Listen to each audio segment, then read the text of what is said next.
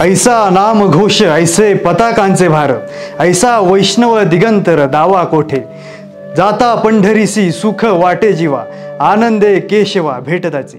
मंडळी, धर्मपंथ जातपात रंकराव कसलाही भेद न करता सर्वांना माणुसकीची शिकवण देणारा भक्तीचा सोहळा म्हणजेच वारी, आणि याच वारीचा सोहळा आम्ही तुमच्यासाठी घेऊन येत आहोत न्यूज अनकटच्या माध्यमातून। नमस्कार, मी ऋतुजा। न्यूज अनकटच्या कृषी अपडेट्स मध्ये आपलं स्वागत। पाहूयात कृषी क्षेत्रातील महत्त्वाच्या घडामोडी। राष्ट्रीय किसान महासंघाने केंद्र सरकारला अमेरिकेसोबतचा मुक्त व्यापार कराराच्या वाटाघाटी थांबवण्याचं आवाहन केलं आहे। अमेरिका त्यांची अनुदानित कृषी उत्पादनं या करारातून भारताच्या माथी मारेल अशी भीती राष्ट्रीय किसान महासंघाने व्यक्त केली आहे। राष्ट्रीय किसान महासंघाने बुधवारी मुक्त व्यापार करारासंबंधी निवेदन प्रसिद्ध केलं होतं। त्यामध्ये हा करार अमेरिकेचा डाव असल्याचं सांगितलं जात आहे। भवानीनगर तालुका इंदापूर येथील श्री छत्रपती सहकारी साखर कारखान्याच्या ऊस लागणीच्या नोंदीच्या धोरणामध्ये बदल केला जात असून 1 जुलै आणि 16 जुलै रोजी लागवड केलेल्या ऊसाची नोंद लकी ड्रॉ पद्धतीने घेण्यात येणार असल्याची माहिती कारखान्याचे अध्यक्ष पृथ्वीराज जाचक आणि उपाध्यक्ष कैलास गावडे यांनी दिली आहे।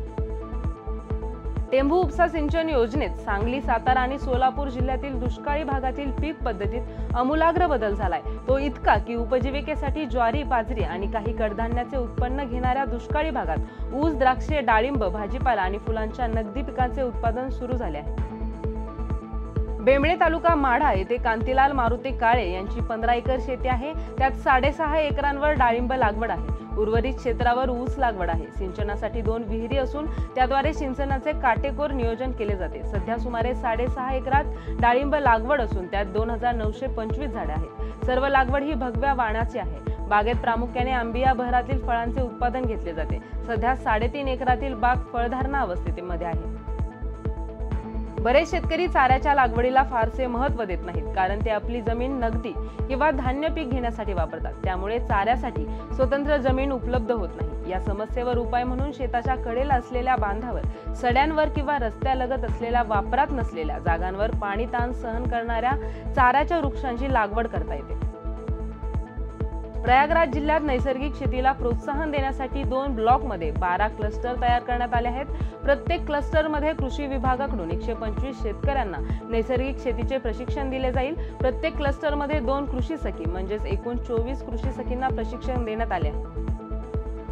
आग्रा येथे खरीप पिकांची पेरणी सुरू आहे। जिल्हा कृषी अधिकाऱ्यांनी शेतकऱ्यांना ऐन पिके खतांचा वापर करण्याचा सल्ला दिलाय। यामुळे चांगले पीक येईल असे ते म्हणाले। जिल्हा कृषी अधिकारी विनोद कुमार म्हणाले की ऐन पिके खतामध्ये नायट्रोजन, फॉस्फरस आणि पोटॅश पुरेशा प्रमाणात आढळतात। बियाणे उगवण, वनस्पतींचे जलद वाढ आणि निरोगी फळे यासाठी फायदेशीर आहे। दुसरीकडे त्यांनी खासगी कंपनीच्या प्रतिनिधींसोबतही बैठक घेतली।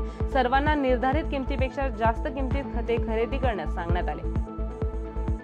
राहुरीच्या महात्मा फुले कृषी विद्यापीठाला गेल्या 5 महिन्यांपासून नियमित कुलगुरू नाही।